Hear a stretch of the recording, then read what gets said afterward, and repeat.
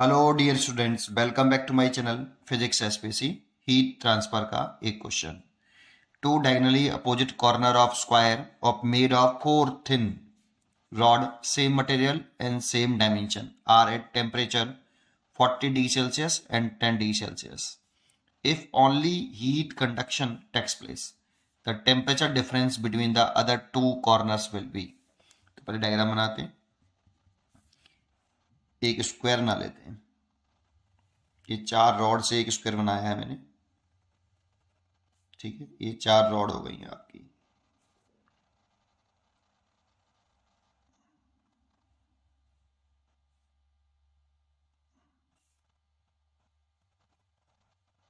ठीक है, इसके जो डायगनली अपोजिट कॉर्नर हैं, एक ये वाला ले लेता हूं और एक ये ले लेता हूं। ठीक है, ये कॉर्नर का जो टेम्परेचर है आपका 40 डिग्री सेल्सियस है और इसका 10 डिग्री सेल्सियस है।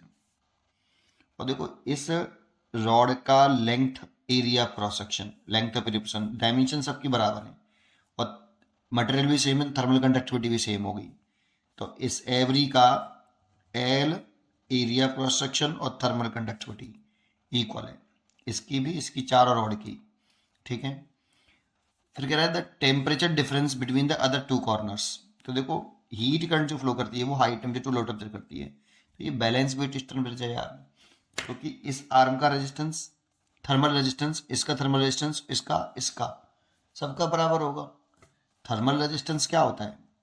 थर्मल रेजिस्टेंस होता है L upon thermal conductivity into area cross section.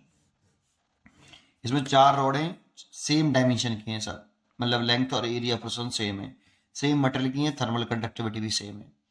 सो थर्मल रेजिस्टेंस और all four rods are same, और इसका इसका इसका सबका सेम। तो ये बैलेंस बीट स्टर्न ब्रिज दिखाई दे रहा है, और बैलेंस बीट स्टर्न ब्रिज है तो इसका और इसका टेम्परेचर डिफरेंस जीरो होगा। यहाँ पर अगर कोई एक रेजिस्टेंस लग रहा होता, एक और रॉड लग रही होती, उसमें हीट कंट्रोल नहीं करती, तो आंसर हो गया जीरो। लेकिन फिर भी कैसे करेंगे वो देख लेते हैं। तो थर्मल रेजिस्टेंस सबका ये होगा, एवरी का। अब देखो, हीट जो फ्लो करती है वो high temperature to low temperature करती है, तो यहाँ से ही चलेगी। अब ये देखो, ये और ये सीरीज में होगा। तो दो तरीके से कर सकते हैं इसको। पहला कि आप इस एक जंक्शन मान लो, इस वाले पॉइंट को एक जंक्शन मान लो, इसका टेम्परेचर मान लो कि x डिग्री सेल्सियस है और ये मेरे को कैलकुलेट करना है। तो जंक्शन लॉ से कर लो, किरचॉफ जंक्शन लॉ से। तो एक तरीका, फर्स्ट मेथड, आप ऐसे कर सकते हो इसको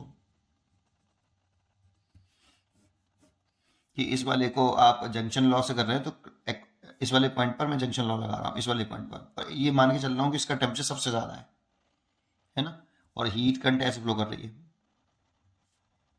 I1, और इसमें ऐसे कर रही है I2। तो according to Kirchhoff's junction law, according to Kirchhoff junction law, कैसे करें कि I1 plus I2 equal to zero. Junction पर इसका टेम्परेचर सबसे बड़ा मान लो बेटा, आपको जंक्शन लॉ लगाते तो जिसका निकालो उसका टेम्परेचर सबसे बड़ा मान लो, और इधर की तरफ हीट करंट और इधर की तरफ हीट करंट। अब हीट करंट का फॉर्मूला क्या होता है? हीट करंट जो होती है ये रेट ऑफ हीट एनर्जी होती है, rate of flow of heat energy होता है, is equal to thermal conductivity, area cross section and T H minus T L over L. आप चाहो तो इसको ऐसे भी लिख सकते हो, I H is equal to, इसके को नीचे ले आओ तो T H minus T L over L upon K A, और इसको लिख सकते हो thermal resistance, T H minus T L over thermal resistance, ऐसे। और ये एक सेकंड में फ्लो करने वाली हीट होती है, इसकी यूनिट होती है जूल पर सेकंड। ये हीट करंट होती है वो एक्चुअल में एक सेकंड में फ्लो करने वाली हीट करंट है। तो मैं तो ये लगा रहा हूँ, ये वाला आई एच इक्वल टू इतना, तो लगाइए। हाई टेम्परेचर मैंने इसको ही माना है, तो x माइनस के 40, x माइनस 40, और इसका थर्मल रेजिस्टेंस R लेट कर लेते हैं, R बराबर R। क्योंकि सबका थर्मल रेजिस्टेंस सेम है तो इसका आर लिख लो। आर की वैल्यू लिखना चाहें तो ये लिख सकते हैं, प्लस I2 लिखना चाहें तो इसको टेम्परेचर मैंने सबसे बड़ा माना है तो x minus 10 over thermal resistance, इसका thermal resistance R equal to 0। Solve कर लो, R से तो R कट गया, मतलब 0 में चला गया, तो ये हो गया 2x माइनस 50 इक्वल टू 0। तो 2x इज इक्वल टू 50, तो x is equal to 25 D celsius, ये x का आ गया। ऐसे सिमिलरली अगर आप इस वाले जंक्शन पर इसको एक जंक्शन मान लो, अगेन इसको एक जंक्शन मान के इसका टेम्परेचर मान लो वाई डी सेल्सियस, और ये मानो कि इसका टेम्परेचर सबसे ग्रेटर है अदर एंड से, ठीक है। तो इस सिचुएशन में इधर की तरफ हीट करंट फ्लो करेगी I3 और इसकी इधर की तरफ करेगी I4। तो फिर दोबारा से लगा दो कि I3 plus I4 equal to कितना 0। तो I3 कितना y माइनस टेम्परेचर, ये टेम्परेचर सबसे बड़ा माना है मैंने, y minus 40 over thermal resistance plus y minus 10 over thermal resistance is equal to 0। R तो 0 में चला गया, तो ये हो गया 2y माइनस के 50 is equal to 0 and 2y is equal to 50, then y is equal to 25 degree celsius. ये तो पहले से डिसाइड था सेम होगा, इसीलिए टेम्परेचर डिफरेंस पूछ रहा था, temperature difference between other two corners. तो temperature difference between other two corners ये लिखें तो x माइनस वाई कर दो या y माइनस एक्स कर दो, 0 आ गया, 0 डिग्री सेल्सियस। इसे इसका आंसर हो गया ए। एक तो ऐसे कर सकते हैं, है ना। दूसरा तरीका आप ये अपना सकते हैं कि थोड़ा सा लॉजिकली चले, ये भी अच्छा था काफी मैंने जो किया, है ना।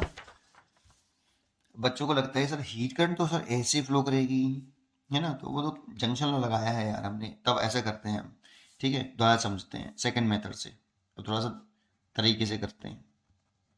चलो ऐसे एक डायग्राम फिर बना लिया मैंने, ये इसका टेम्परेचर 40 डिग्री सेल्सियस है, इसका 10 डिग्री सेल्सियस है। अब हमें ये तो समझ में आता है कि इस वाली ब्रांच में हीट करंट सेम होगी, क्यों? क्योंकि इस पूरी ब्रांच का ये दोनों तो ये वाली जो ब्रांच है इसमें टेम्परेचर डिफरेंस देखें तो ये 40 और 10 का है, और ये दोनों रेजिस्टेंस सीरीज कॉम्बिनेशन में कनेक्टेड है।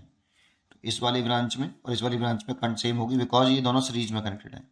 ऐसे ये भी दोनों सीरीज में है, तो ये वाली जो करंट होगी I1 हीट करंट है बेटा ये, और ये I1 ये बराबर होंगे।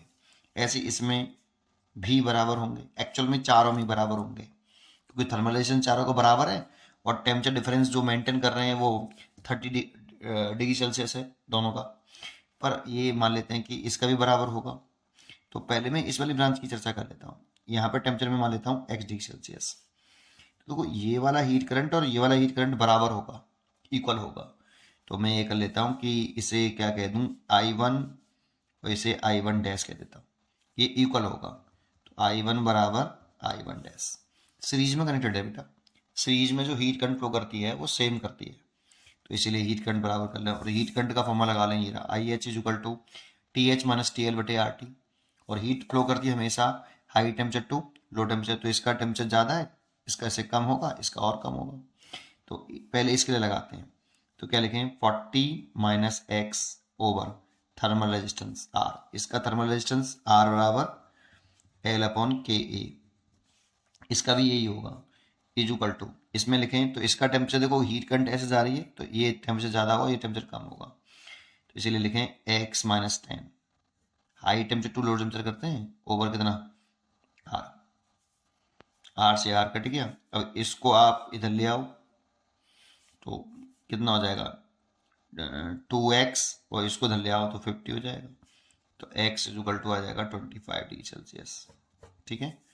एक दूसरा ऐसे इसमें हीट करंट और इसमें हीट करंट सेम होगी, मान लो इसका वाई डी सेल्सियस टेम्परेचर है, तो इसमें और इसमें हीट करंट सेम होगी क्योंकि ये दोनों भी सीरीज में कनेक्टेड है। तो मान लो इसमें ये I3 है तो इसमें ये I3 डैश होगा, ठीक है। तो लेट कर लिया, तो I3 और I3 डैश बराबर, तो क्या लिखें इसमें भी फिर यही फॉर्मूला लगा दो TH माइनस TL बटे R थर्मल रेजिस्टेंस, तो क्या लिख सकते हैं, क्या 40 minus y over thermal resistance R is equal to y minus 10 over कितना थर्मल रेजिस्टेंस R, क्योंकि हीट कंटेंस फ्लो कराई है आपने, इसको हाई टेम्परेचर माना है आपने इसकी कंपेयरिंग, और इसको हाई टेम्परेचर माना है इसकी कंपेयरिंग, क्योंकि हीट करंट हमेशा flow from high to low, है ना, दर्शन में जो दिखाई है उसी के अकॉर्डिंग किया है। ठीक है, चले करें, तो क्या R से तो R कट गया, इसको इस y को उधर ले जाओ 2y हो जाएगा, और इसको उधर ले आओ तो 50 हो जाएगा,